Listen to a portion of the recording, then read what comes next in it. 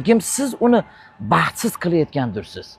Bu mard erkakning gapi emas. Ya'ni ayoliga qarab, mendan keyin xor bo'lasan, mendan keyin och qolasan, ko'chada qolasan, buzilib ketasan deyishlik bu nomard erkakning gapi.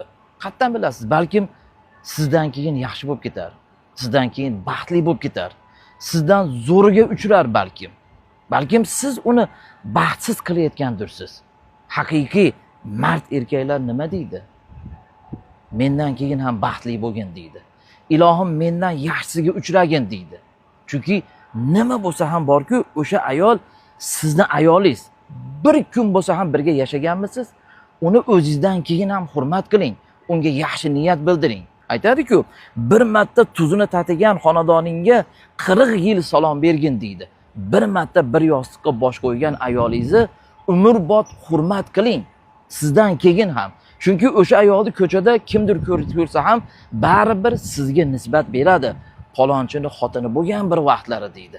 Demak, sizdan keyin baxtli bo'lib ketsa, xursand bo'ling.